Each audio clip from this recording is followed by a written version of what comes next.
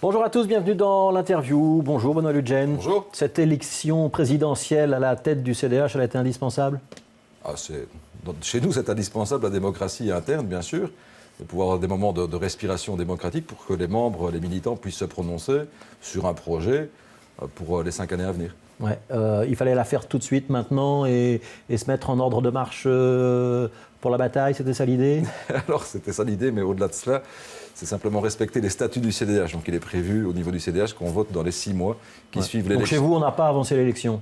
Non, on n'a pas avancé l'élection. On devait au plus tard, pour le 25 novembre, avoir un nouveau président, une nouvelle présidente, puisque les statuts prévoient que dans les 6 mois qui suivent l'élection, on a voté le 25 mai, souvenez-vous, donc c'était le 25 novembre au plus tard qu'on devait pouvoir réaliser cette élection interne d'un moment de respiration démocratique et aussi de projet pour l'avenir, pour l'ensemble du parti bien sûr, mais pour l'ensemble du pays. Alors vous êtes réélu pour 5 ans avec un score très confortable, plus de 90%, 90,5% je pense des suffrages. Vous n'auriez pas préféré avoir un vrai challenger? Là, au CDH, tout le monde peut se présenter, donc tous les membres donc, qui il y a sont eu en ordre... un Anversois, Jan Lippens, mais qui ne vous faisait pas extrêmement peur, honnêtement. C'est pas une question d'avoir peur ou ne pas avoir peur. Faire de la politique, c'est pas avoir peur, c'est prendre ses responsabilités. Tous les membres du CDH, donc les 15 000 membres, pouvaient déposer leur candidature lorsqu'ils étaient en ordre de cotisation depuis 3 ans. Donc il y a 15 000 personnes qui pouvaient déposer leur candidature avec un projet. Il y a une personne qui a décidé de se présenter au-delà de moi-même. Et donc on a eu quelques débats dans les différentes provinces, ici à Bruxelles, pour quelque part confronter les points de vue, confronter les projets. J'ai du respect pour M. Lippens, il a déposé son projet en tant que tel. Et je ne souhaitais pas spécialement avoir d'autres challengers. Je le souhaitais s'ils le souhaitaient eux-mêmes, mais ça n'a pas été le cas. Alors, élu pour 5 ans, c'est quoi l'enjeu? C'est de faire exister le CDH entre le PS et le MR? Au-delà de non, c'est bien plus important que cela. L'enjeu, c'est de pouvoir rassembler et fédérer toutes les énergies positives dans notre pays, côté francophone, à Bruxelles et en Wallonie, tous ceux qui se font une certaine idée de l'État, du rôle de l'État, mais aussi qui ont envie de mobiliser les énergies de la classe moyenne, de l'ensemble des entreprises, des petites et moyennes entreprises, de tous ceux qui cherchent du travail. Dans les interviews que vous avez données vendredi, parce que c'était vendredi qu'on a connu le résultat de l'élection, vous avez laissé entendre que le CDH allait grandir ou s'agrandir en s'ouvrant à de nouvelles sensibilités. Vous allez vous dire quoi? Nous devons nous tourner vers des thématiques qui sont des thématiques hors période électorale extrêmement importantes. L'Europe, par exemple, qui est un enjeu fondamental. L'Europe est en crise aujourd'hui, crise d'identité, crise aussi financière et économique.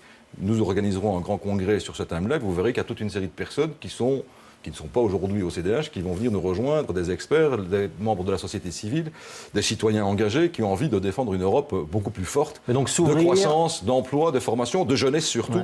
Est-ce que s'ouvrir, ça veut dire accueillir des nouveaux membres ou des nouveaux courants de pensée qui ne sont pas aujourd'hui au CDH? C'est l'un et l'autre. Il faut pouvoir accueillir des nouveaux membres, bien sûr. On le fait chaque jour. Il y en a d'ailleurs 3000 de plus depuis que je suis président. Plutôt vers la droite ou plutôt vers la gauche? Mais moi, vers tous ceux qui ont envie de mobiliser les énergies, comme je le disais. Vous savez, aujourd'hui, on a une gauche excessive dans son opposition et une droite extrêmement brutale au niveau fédéral. Brutale dans les mesures à l'égard des citoyens, à l'égard des francophones en particulier. Et donc, nous devons proposer un projet, non pas seulement dans l'indignation, mais un projet avec des propositions concrètes. Ce que nous ferons, par exemple, en termes de réforme fiscale dans quelques semaines, en traduisant notre programme électoral en proposition de loi au Parlement fédéral. Bref, c'est construire, c'est être positif, ce n'est pas être uniquement dans l'indignation, et c'est aussi surtout fédérer et rassembler toutes celles et tous ceux qui n'ont pas envie demain d'avoir une formation politique ou des formations politiques de gauche qui voient l'État comme étant l'État protecteur absolu, déresponsabilisant pour certains, ou une droite brutale aujourd'hui, choisie par le MR, où finalement c'est le marché, le libre marché qui réglerait tous les problèmes de la société. On vous avait catalogué un peu plus à droite que Joël Milquet. Alors c'est les journalistes qui avaient écrit ça, vous allez me dire ça, c'est la responsabilité des journalistes. Et finalement, vous repartez avec le Parti Socialiste dans les régions. Et le FDF, et vous refusez de monter au fédéral avec le MR. Il n'y a rien qu'à changer entre Joël Milquet et Benoît Ludgen. Je n'ai pas refusé de monter au fédéral avec le MR, j'ai refusé de monter au fédéral avec la NVA, ce qui n'est pas la même chose. Donc nous avions tous pris des engagements avant les élections. Je l'ai pris d'ailleurs clairement ici sur votre plateau lors d'un débat que vous aviez organisé. Au nom de ma formation politique, j'ai dit on doit tout faire pour éviter la NVA. On doit faire en sorte de ne pas donner à la NVA les commandes de l'État fédéral. Le résultat aujourd'hui, à cause du MR ou grâce au MR, ce sera selon, la NVA est aux commandes de l'intérieur, d'éléments aussi importants que l'intérieur les finances et la défense nationale, voilà 3 postes clés du gouvernement fédéral dont l'ANVR tient les manettes. Et s'ils tiennent les manettes, c'est parce que le MR leur a proposé cette possibilité. Qu'est-ce que vous répondez à ceux qui disent finalement le CDH est toujours dans la roue du PS et il n'y a plus de distinction et ça ne sert à rien de voter pour le CDH? C'est totalement faux, évidemment, parce que nous avons un projet qui n'a rien à voir avec une gauche qui est parfois excessive, comme je vous l'ai dit tout à l'heure, avec un projet.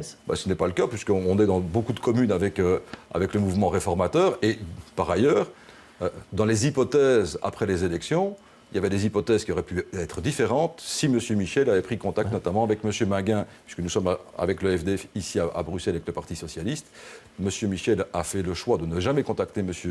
Maguin. Or, il y avait besoin d'avoir 3 formations politiques pour présenter une alternative. Pour faire une majorité à Bruxelles. Ouais. Le cas échéant, je n'ai pas dit que c'est ce que nous aurons fait, mais M. Michel, Charles de son prénom, n'a jamais fait l'effort de prendre contact avec M. Maguin et donc n'a jamais donné la possibilité à une alternative. Ça va être difficile de retravailler avec Charles Michel si on en parle comme ça. Moi, je dis simplement les choses telles qu'elles se sont passées.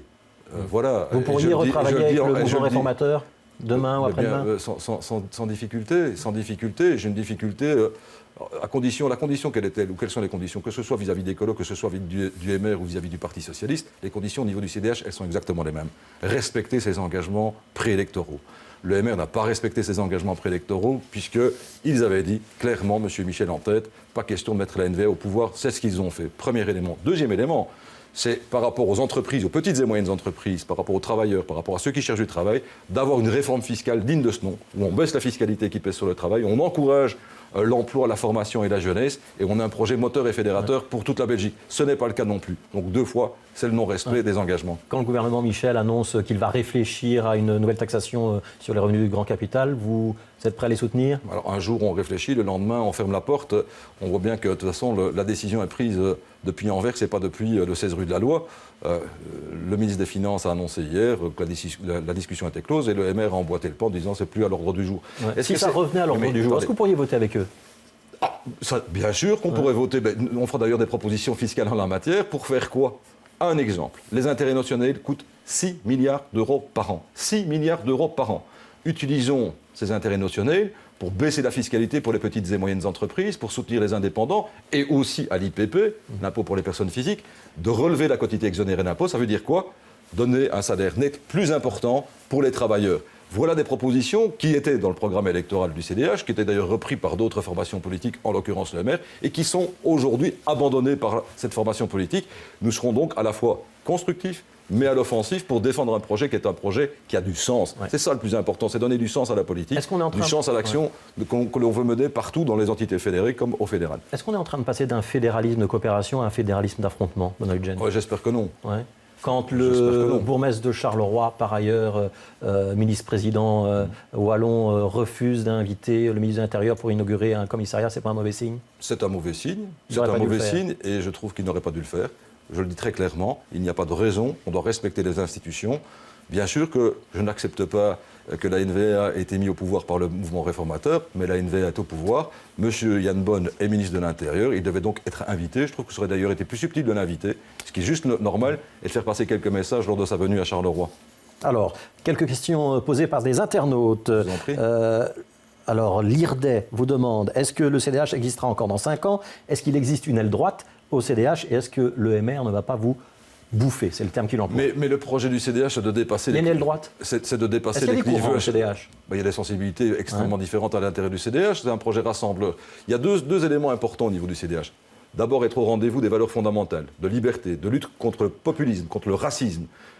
Ça, c'est essentiel. Il faut d'abord partager cette valeur-là, et on voit aujourd'hui que ces valeurs-là, elles sont mises à mal, notamment par le gouvernement fédéral et une formation politique en particulier, la NVA. Et par ailleurs, avoir l'envie de développer et fédérer les énergies au niveau de notre pays, mettre en mouvement tout le monde de façon positive et constructive. Ça, c'est un projet qui est rassembleur, qui est fédérateur. C'est ça que nous défendons, au-delà de la gauche et de la droite. Il y a des mesures au CDH que vous considérez de gauche ou de droite. Vous ne craignez pas qu'une partie de notre électorat glisse vers le mouvement réformateur? Pour l'instant, je peux vous dire, en tout cas, que dans les membres que nous avons et les différents contacts que je peux avoir, il y a, que ce soit d'ailleurs dit de gauche ou de droite ou d'autres formations politiques, des gens qui ont envie de nous rejoindre pour apporter ce beau projet fédérateur pour tout le monde et qui sont particulièrement secoués par les valeurs fondamentales qui sont mises en cause notamment par le gouvernement fédéral. Baudouin Van Limbeek vous demande, le projet de Ville Nouvelle, on en est où? Est-ce que vous y croyez toujours ou pas? Alors, c'est inscrit dans... Bien sûr que j'y crois toujours. Ouais. Alors, Ville Nouvelle, quartier nouveau, C'est le cas d'ailleurs, ce sera le cas à Bruxelles dans certains beaux projets qui ne seront pas des projets de ville nouvelle, mais des projets de quartiers nouveaux importants, sur le plateau de Isel par exemple, mais avec des projets aussi en Wallonie. C'est inscrit dans la déclaration de politique gouvernementale pour faire en sorte que nous puissions apporter cette bonne mesure via des villes nouvelles ou via des quartiers nouveaux qui permettront tout simplement de mieux utiliser l'argent qui est mis à notre disposition par les contribuables pour investir, pour donner du sens aussi et pour être novateur et être en avance sur le reste de l'Europe. Alors, il nous reste une minute. Conseil communal à Bruxelles-Ville ce soir. Joël Milquet a déjà fait part de ses critiques. Vous pensez que le bourgmestre Yvan Mayer, il a failli dans la gestion de la manifestation il y a une dizaine de jours? Alors, moi, je ne connais pas les aspects de l'enquête. L'enquête le dira s'il a donné ordre ou pas à tel moment, à tel moment. Mais il y a pour moi un péché originel. Monsieur Mayer n'avait pas sa place dans cette manifestation. Lorsqu'on est bourgmestre de sa ville, je suis bourgmestre de ma ville de Bastogne, lorsqu'il y a une manifestation, je suis aux côtés des policiers et je fais en sorte d'assurer l'ordre public et d'avoir l'autorité nécessaire que pour le faire. Lui, il dit qu'il n'a quitté que sur les marges de la bourse pour assister au passage du cortège. Mais ce n'est pas sa place. Ce n'est pas acceptable qu'un bourgmestre manifeste dans sa propre commune.